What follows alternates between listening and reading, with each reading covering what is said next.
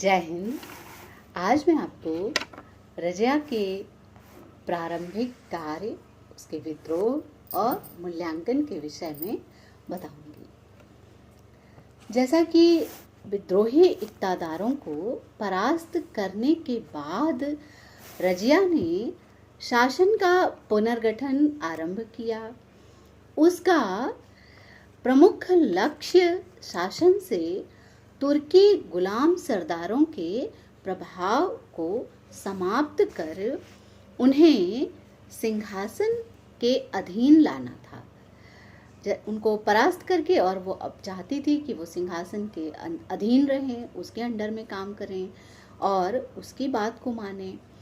तो विभिन्न पदों और सूबों में उसने नए नए अधिकारियों की नियुक्ति कर दिया। अपने विश्वास पात्र सरदारों और अपने विश्वास पात्र व्यक्तियों और संबंधियों को विभिन्न पदों पर पदोन्नत किया। ख्वाजा मुहाजिबुद्दीन के वजीर मलिक सैफुद्दीन ऐबक बहतू को उसने सेना का प्रधान तथा उसकी मृत्यु के बाद मलिक कुतुबुद्दीन हसन गोरी को नायबे लश्कर नियुक्त कर दिया। मलिक इजुद्दीन कबीर खां अयाज को लाहौर का इक़्तादार बनाया। इसके अतिरिक्त उसने दो अन्य महत्वपूर्ण व्यक्तियों के अंतर्गत, जैसे कि मलिक कबीर इख्तियारुद्दीन एतगीन को बदायूं का इक़्तादार नियुक्त किया। फिर अमीरे हाजिब का पद उन्हें प्रदान किया तथा इख्तियारुद्दीन अल्तुनिया को पहले बरन का, फिर भटिंडा का इक़्तादार बनाया गया। ये दो अधिकारी रजिया के कृपा पात्र थे, उसके बहुत विश्वसनीय थे।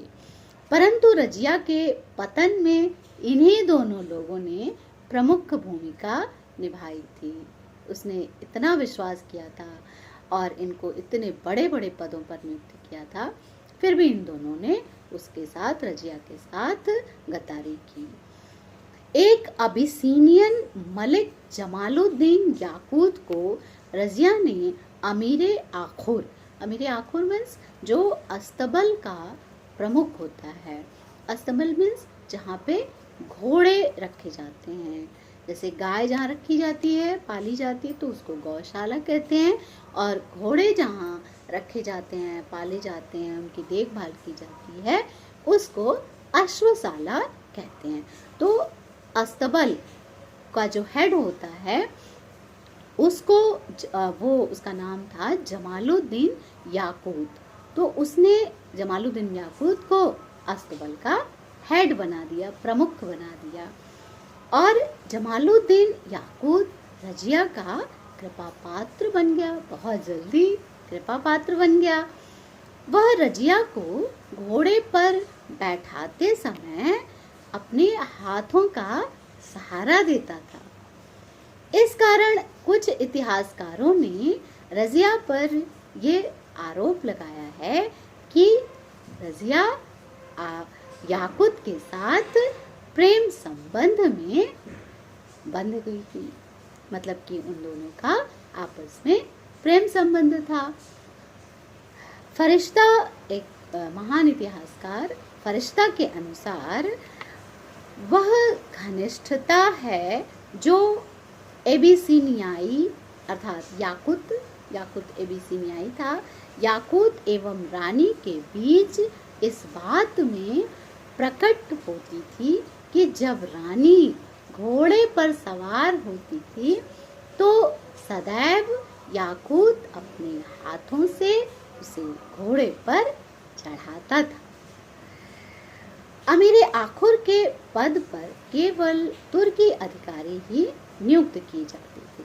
अमीरे आखुर एक ऐसी पोस्ट थी जिस पर सिर्फ और सिर्फ तुर्की अधिकारियों को ही नियुक्ति मिलती थी। संस्थापित जातीय विशेषाधिकारों पर रजिया के इन स्पष्ट प्रहारों के विरुद्ध विरोध ने शीघ्र ही विद्रोह का रूप धारण कर लिया। अब रजिया ने इतना कुछ चेंज किया तो शीघ्र ही क्या हुआ कि अब स्वाभाविक सी बात है, विद्रोह तो होना ही था, तो विद्रोह की आग भड़क उठी। प्रथम बार रजिया ने ही सामंत वर्ग की कमर तोड़ने का निश्चय किया। कितनी बड़ी बात है, एक महिला, प्रथम महिला शासिका ने सामंत वर्ग का जो उसका पावर है उसको कम करने की कोशिश की। हर युग में सामंत बहुत प्रभावशाली होते हैं। गैर तुर्क शासक वर्ग की शक्ति का उसने प्रयास किया कि तुर्कों के अलावा गैर तुर्क शासक वर्ग जो था उसको संगठित किया जाए और इन तुर्की सामंतों का प्रभाव कम किया जाए। ये रजिया की सर्वप्रथम सोच थी और उसने इसको कार्यान्वित भी किया। उसने तुर्क सामंतों की शक्ति कम करने के लिए गैर तुर्क सरदारों को प्रोत्साहन देने की नीति अपनाई। याकूत को अमीरे आखुर के पद पर नियुक्त करना इसी नीति का एक भाग था, क्योंकि याकूत तुर्क नहीं था, वो एक एबिसिनियाई था और उसने सबसे पहले ये काम किया कि याकूत को उसने अमीरे आखुर यानी अस्तबल का हेड बना दिया और इस तरह से विद्रोह की ज्वाला अब सामंतों में तो भड़केगी ही। बिहार का विद्रोही सरदार तुगरिले तुगान खान ने रजिया के समक्ष आत्मसमर्पण कर दिया। इस प्रकार उच्च से लेकर लखनौती तक रजिया का आधिपत्य स्थापित हो गया। मिन्हाजुल सिराज लिखता है, देवल से लखनौती तक सभी मलिकों एवं अमीरों ने उसकी सत्ता स्वीकार करी। ये बहुत बड़ी उपलब्धि थी। मलिकों एवं अमीरों का नियंत्रण स्थापित करने के बाद रजिया ने कुतुबुद्दीन हसन गोर के नेतृत्व में रणथंभौर के विरुद्ध अभियान भेजा, परंतु उसे सफलता नहीं मिली। फिर भी रजिया ने हिम्मत की और उसने एक अभियान किया, एक सैनिक दल को भेजा। अब रजिया के विरुद्ध कौन कौन से विद्रोह होते हैं, तो सबसे पहले रजिया ने तुर्क सामंतों की शक्ति कम करने तथा गैर तुर्क सरदारों को प्रोत्साहन एवं प्रोन्नति देना प्रारंभ किया था, तो उसके वजह से तुर्क सरदार उससे नाराज हो गए। तुर्क सामंत जातीय रूप से अपने आप को श्रेष्ठ भी मानते थे, अतः गैर तुर्क सामंतों की प्रोन्नति से उनका तुर्कों का असंतोष बढ़ने लगा। दूसरी ओर गैर तुर्क सामंतों का नवगठित दल संख्या और अनुभव में तुर्क सामंतों से कमजोर था। अब तुर्क इतने साल से काम करते आ रहे हैं तो उनको अनुभव भी था और वो संगठित थे, इसलिए शक्तिशाली भी थे। और नए जो गैर तुर्क सामंत थे या जो नए लोग थे जो गैर तुर्क थे, तो अभी उनके अंदर अनुभव भी नहीं था, कार्य करने की जो अनुभव प्रणाली होती है वो भी नहीं था और उनमें संगठन भी नहीं था। तो जाहिर सी बात है दिक्कत तो होगी ही।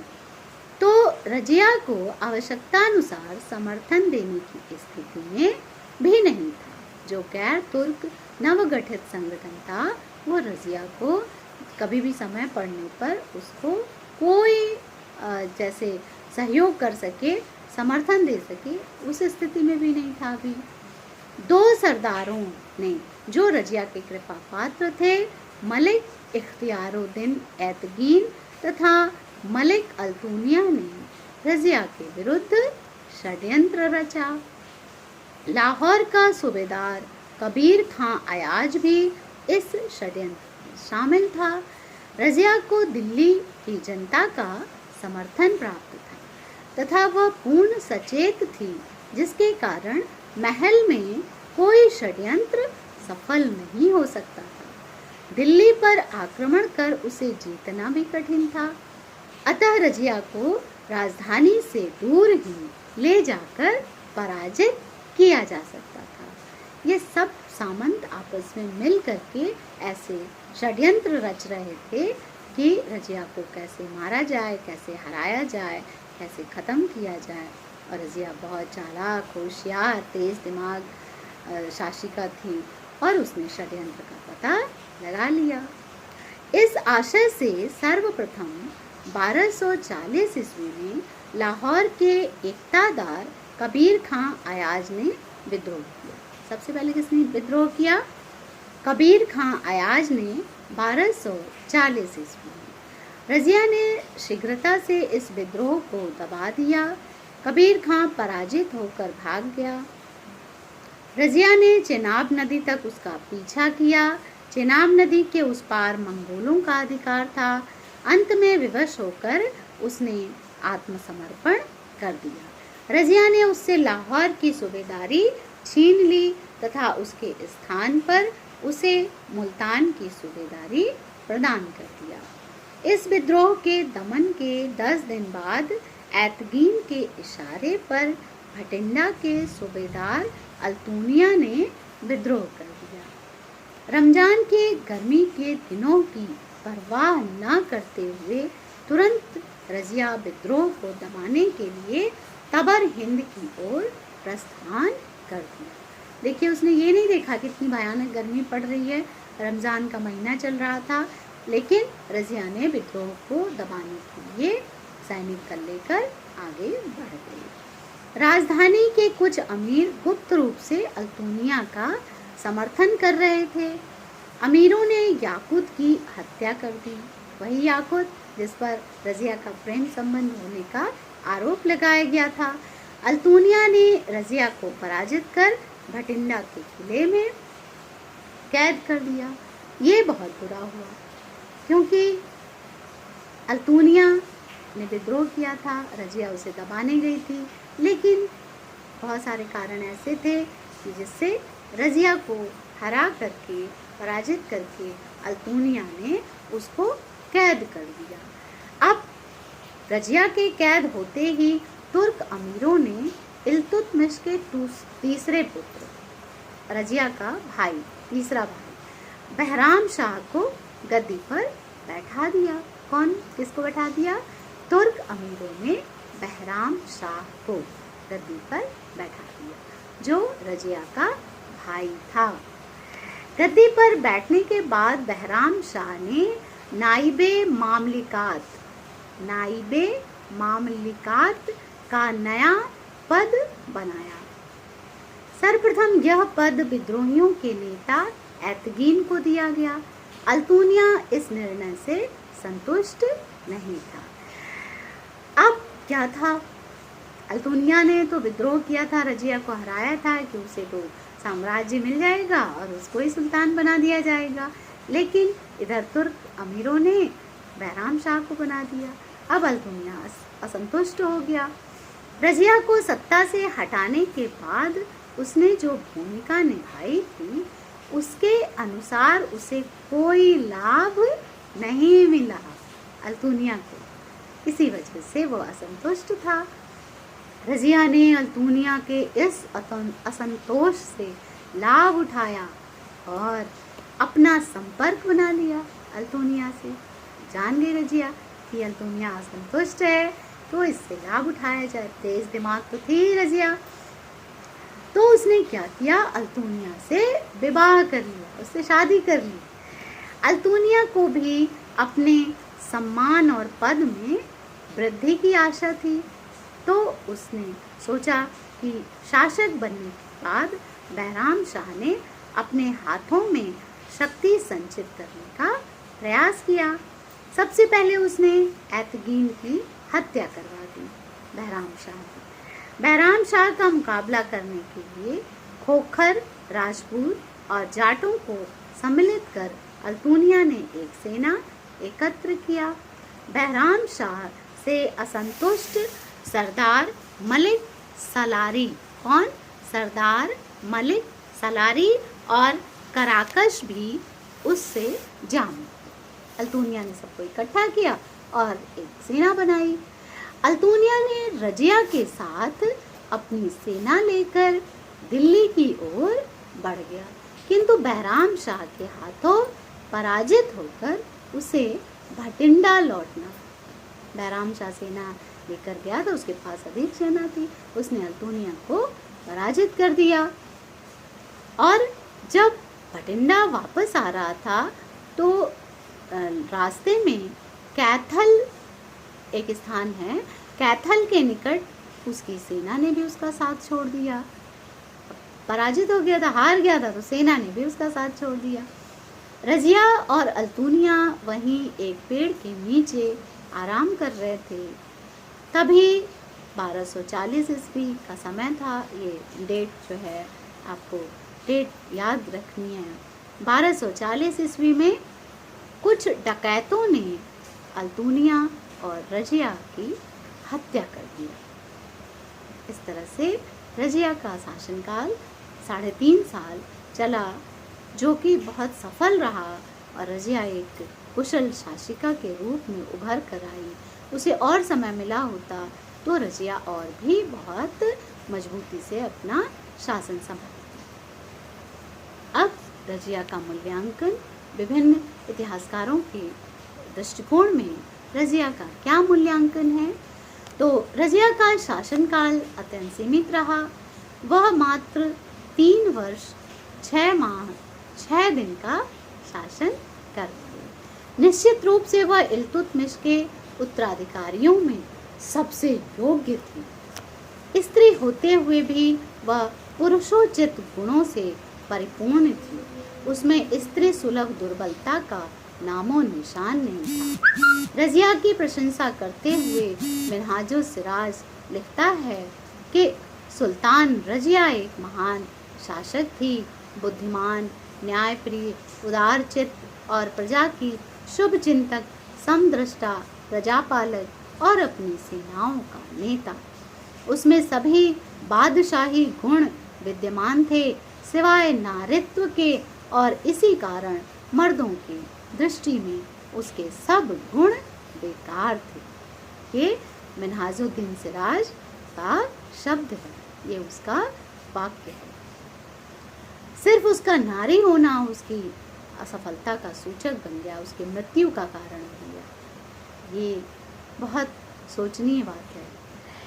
कुछ इतिहासकारों ने रजिया की असफलता का मुख्य कारण उसका स्त्री होना बताया है, परंतु आधुनिक इतिहासकार इससे सहमत नहीं हैं। उनके अनुसार रजिया के पतन का प्रमुख कारण तुर्की अमीरों अर्थात चहलगानी की महत्वाकांक्षा थी। रजिया स्त्री होकर स्त्री होने के किसी दुर्बलता का परिचय नहीं दिया, किंतु इस्लाम के इतिहास के लिए नहीं। रजिया स्त्री होने के बाद भी उसने स्त्रीत्व का कोई भी दुर्बलता का परिचय नहीं दिया। ऐसा कहा जाता है स्त्रियों में बहुत सारी दुर्बलताएं होती हैं, ये सब अनर्गल तथ्य हैं, ऐसा कुछ नहीं है। स्त्रियां बहुत मजबूत होती हैं और ठान ले तो कुछ भी परिवर्तित कर सकती हैं। स्त्री के रूप में रजिया का शासक बनना इस्लाम के समर्थकों के लिए नई बात थी। ये महत्वपूर्ण बात है। जो इस्लाम के समर्थक थे वो रजिया को एक स्त्री के रूप में, एक शासिका के रूप में स्वीकार नहीं कर पा रहे थे, किंतु इस्लाम के इतिहास के लिए नहीं। ऐसा नहीं है कि इस्लाम में स्त्री को शासिका नहीं बनना चाहिए, ऐसा कोई उल्लेख है, ऐसा कुछ नहीं है। लेकिन जो तुर्क सरदार थे वो इसको स्वीकार नहीं कर पा रहे थे, क्योंकि ये सर्वप्रथम हुआ था कि कोई स्त्री शासिका बनी थी, वो भी जनता के द्वारा चुन करके। रजिया के व्यक्तिगत गुणों की सभी इतिहासकारों ने प्रशंसा किया है। तत्कालीन इतिहासकार इसामी ने उस पर जलालुद्दीन याकूत से अनुचित प्रेम संबंध का आरोप लगाया था, परंतु अन्य इतिहासकार इस तथ्य को स्वीकार नहीं करते हैं। मिनहाज ने दोनों संबंधों को निष्कलंक बताया है। रजिया राजनैतिक दूरदर्शिता और योग्यता से परिपूर्ण थी। सर्वप्रथम उसने सामंत वर्ग की शक्ति को तोड़ने और गैर तुर्क शासक वर्ग की शक्ति को संगठित करने का प्रयास किया। इस दृष्टि से वह अलाउद्दीन खिलजी और मोहम्मद बिन तुगलक की अग्रगामी थी। अलाउद्दीन खिलजी और मोहम्मद बिन तुगलक, जो अभी आगे आप पढ़ेंगे, उनकी अग्रगामी रज़िया ही थी। विदेश नीति के संदर्भ में उसने अपनी दूरदर्शिता का परिचय दिया। जब ख्वारिज्म के शासक हसन करलूग को मंगोलों ने निष्कासित कर दिया था, तब वह रज़िया के पास सैनिक सहायता का प्रस्ताव लेकर भारत आया था। रज़िया ने उसका सम्मान किया, किंतु सैनिक सहायता देने से इनकार कर दिया। ये उसकी विदेश नीति बहुत सूझबूझ पर आधारित थी। इस संबंध में वह अपने पिता इल्तुतमिश की नीति को अपनाकर मंगोलों से दिल्ली सल्तनत की रक्षा करना चाहती थी और उसने किया भी वही। राजनैतिक दूरदर्शिता और योग्यता से परिपूर्ण होने के बाद भी एक शासक के रूप में रज़िया सफल नहीं रही। इस असफलता का मूल कारण शासक वर्ग में व्याप्त उसके प्रति विरोध की भावना थी। चारों ओर तो सभी उसके विरोधी थे, कोई साथ देने वाला नहीं था। रज़िया का स्त्री होना भी उसकी असफलता का एक कारण माना जाता है। उसमें एक महान शासक के सभी गुण विद्यमान थे, किंतु सारे गुण और उसकी योग्यता इसलिए प्रभावहीन हो गए कि वह एक स्त्री थी। कितनी बड़ी विडंबना है। एक महिला शासक के रूप में उसे न तो स्वीकृति मिली और न ही शासक वर्ग के शक्तिशाली सदस्यों का समर्थन ही प्राप्त हुआ। के निजामी ने लिखा है कि इस बात से इनकार नहीं किया जा सकता कि इल्तुतमिश के उत्तराधिकारियों में वह रज़िया सबसे श्रेष्ठ थी, परंतु एक स्त्री होने के नाते उसे तुर्क सरदारों ने, तत्कालीन अमीरों ने एक शासिका के रूप में स्वीकार नहीं किया। कितनी बड़ी विडंबना है एक स्त्री के लिए। तो इस प्रकार से रज़िया अपने समय की महानतम शासिका थी और उसने अपने कार्यों से सभी को परिचित करा दिया कि एक स्त्री भी कुशलतापूर्वक शासन कर सकती है। आज के लिए इतना ही। धन्यवाद। जय हिंद।